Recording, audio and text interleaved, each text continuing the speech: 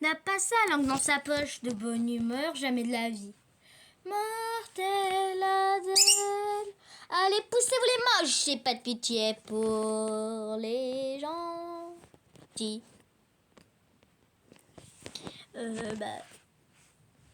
Hello. How are you? Non, je rigole. Bon, aujourd'hui, on va lire mon livre. Mon livre à moi, ok? Espèce de face de beurre, mon livre, qui s'appelle Mortel un jour, mortel toujours. Là, c'est moi.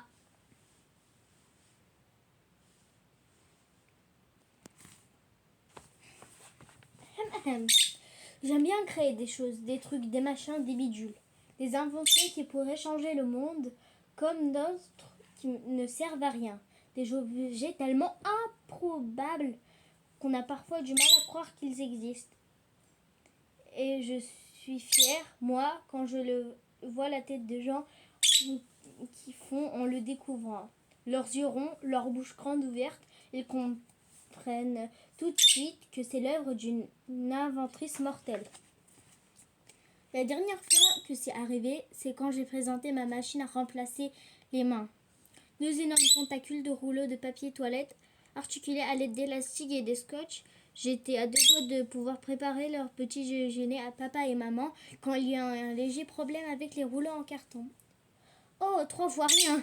Heureusement, j'avais gardé l'extincteur pas loin. C'est drôlement inflammable, ces machins-là. Mais je peux vous garantir que mes parents n'en revenaient pas de mon incroyable idée. Ils couraient dans tous les sens en agitant les bras. Quel dommage que les pompiers aient dû nous débarrasser de ma super machine. Mon invention qui marchait carrément bien, c'était mon dévoreur à devoirs.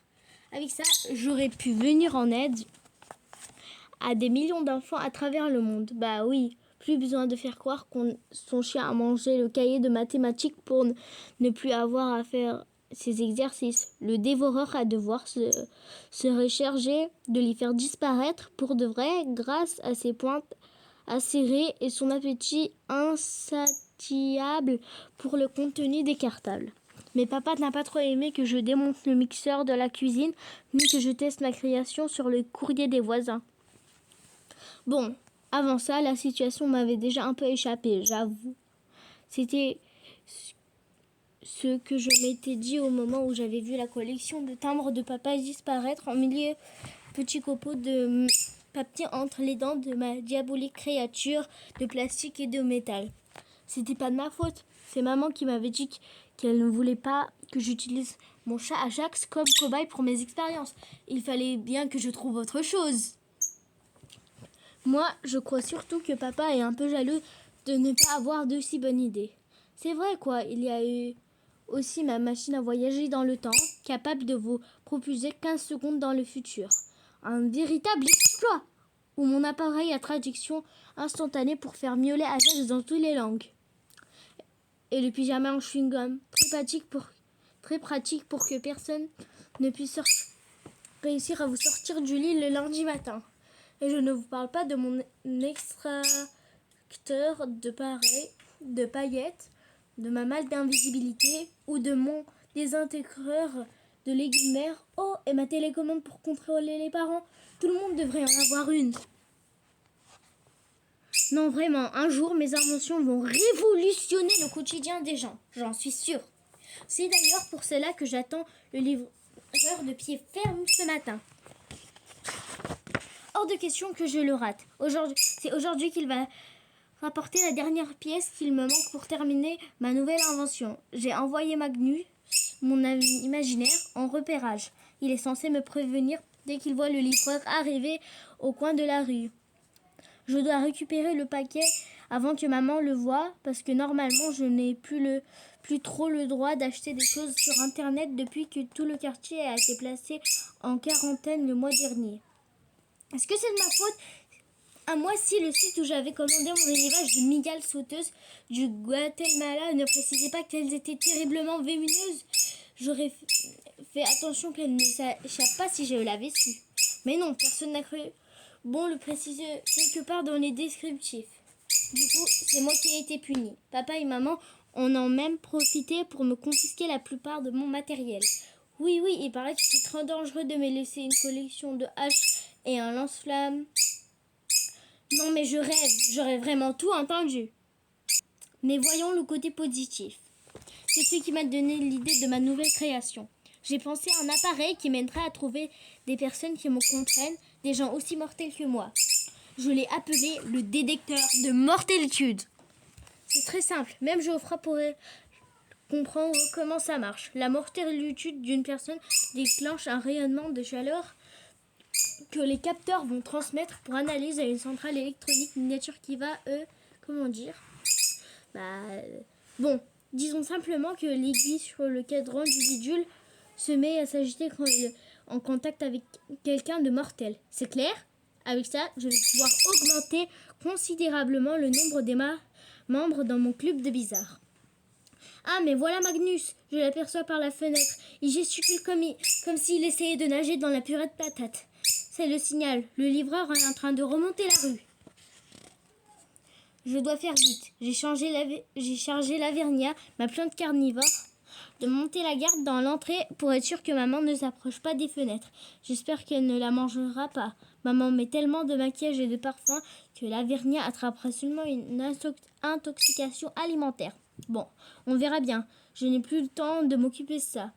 Moi, je me faufile dans le jardin avant que le livreur sonne à la porte. Je lui arrache le paquet des mains et je retourne dans la maison en courant. Désolée, même si j'en avais eu envie, j'aurais pas une seule seconde pour lui dire merci. Je dois faire vite, le départ pour l'école est imminent et je compte bien y tester mon détecteur. Tout le monde doit être prêt dans moins de 3 minutes.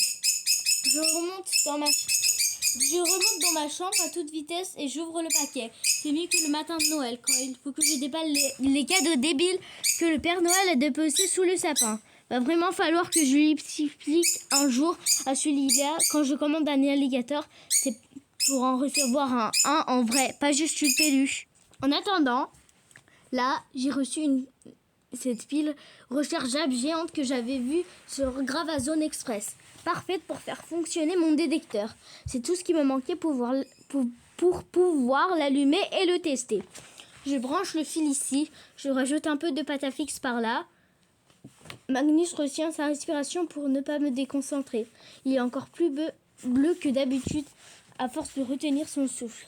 Il me manque juste un peu d'énergie pour faire fonctionner la pile, mais ça devrait vite s'arranger. J'ai relié le câble à la roue dans la cage de Fizz. Dès qu'il va se mettre à courir, il est tellement rapide que ma nouvelle file va se recharger pour au moins 3 siècles. J'ai bien fait de lui faire boire 3 litres de coca au petit déjeuner. Oh là là, ça y est, l'aiguille du détecteur n'arrête pas de s'affoler. On dirait Ajax la fois où j'ai malencontreusement fait tomber dans un aquarium à piranha. Aucun doute, il y a de la mortalité dans l'air. Mais vu le score, ça vient sûrement de moi. Ce n'est pas pour ça qu'on m'appelle Mortel Adèle. Une invention qui marche, c'est toujours une bonne surprise. Il m'est déjà arrivé de fabriquer des trucs impossibles à faire fonctionner. Il y avait eu cette berceuse à claques que j'avais mise au point pour occuper Ajax pendant que j'étais à l'école. Un vrai désastre. Ah, et mon ventilateur à hyper vitesse. Il a soufflé tellement fort au moment où je l'ai allumé qu'il a décollé pour la planète Mars. Je ne l'ai jamais revu. Je regarde mon détecteur, il n'y a plus aucun doute. C'est bon, ça marche, mon appareil est enfin prêt. J'ai hâte de le tester. Tout le monde à l'école va y passer. Il y a forcément des gens comme moi dans la cour de récréation avec un petit truc en plus qui les rend différents des enfants et que les autres trouvent bizarre et préfèrent éviter, alors que c'est drôlement chouette d'être bizarre en vrai. Peut-être qu'ils se sentent un peu seuls eux aussi. Peut-être qu'ils cherchent quelqu'un qui pourrait les comprendre. Moi, ça m'arrive souvent. Je dis quelque chose et je suis la seule à rire. Ou bien je vois un truc et je suis la seule que ça étonne, que ça énerve ou que ça amuse. C'est pas que ça me dérange, hein. Que les choses soient claires. Moi, j'aime personne et j'aime pas tout le reste. Mais quand même, des fois, je me dis que ce serait bien s'il existait des gens qui me ressemblaient un peu, avec qui faire des bêtises, ou bricoler un tas de bidules délirants et farfelus. Autour de moi, la plupart des enfants essayent d'être comme les autres. Ils suivent des modes, s'habillent comme une armée de zombies décérébrés qu'on aurait enfermés dans le même supermarché. Ils écoutent les mêmes musiques, ils regardent les mêmes séries. Je suis sûre qu'ils passent les mêmes choses, qu'ils pensent les mêmes choses et que leurs proutes sentent pareil. À croire qu'aucun n'a envie de sortir du lot pour se faire remarquer. Quel ennui! Non mais vous imaginez un monstre où tous les gens seraient complètement pareils, on serait d'accord sur tout en permanence, on ne dirait jamais non. L'angoisse! Je suis sûre que Jade, la peste numéro 1 de mon école, on deviendrait la présidente et qu'elle nous obligerait à nous nourrir de soupe de paillettes matin, midi et soir pour déglinguer un peu plus notre cerveau. Il faut absolument éviter cela.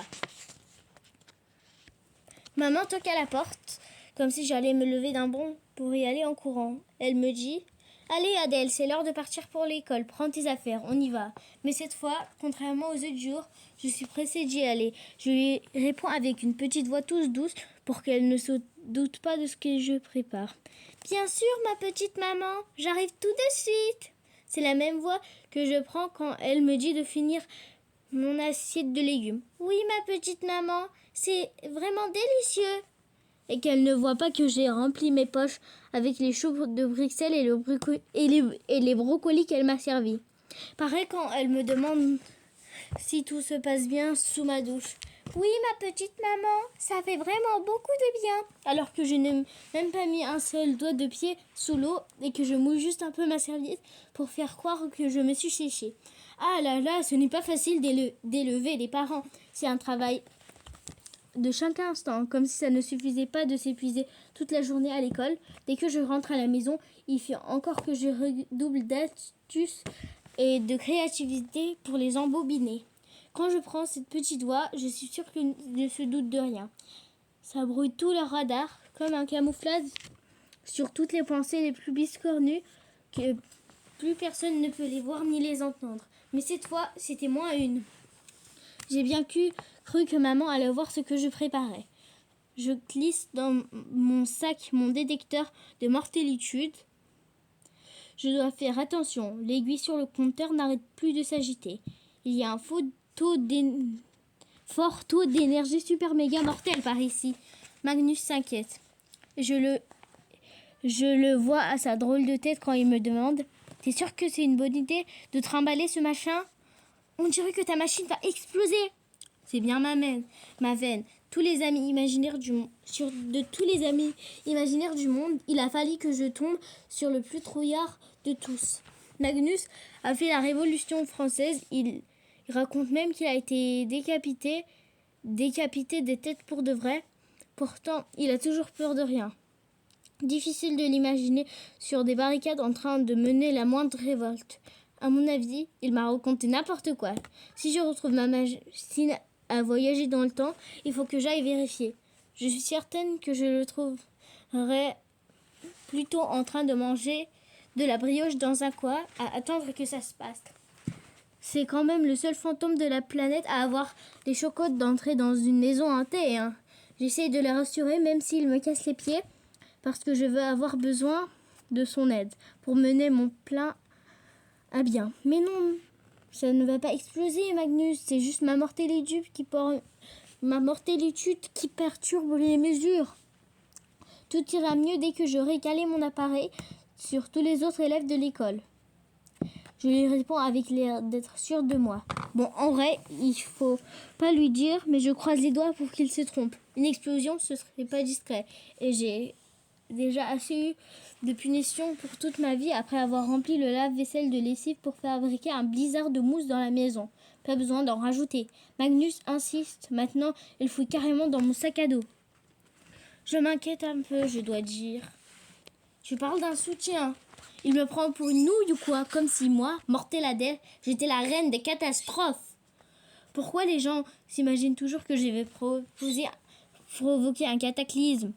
J'ai beau tenter de le rassurer, Magnus continue à avoir des doutes sur ma mortelle expérience. Il ajoute, ça m'embête de te rappeler ça, mais tu te souviens quand tu as voulu recréer une espèce de dinosaure disparu?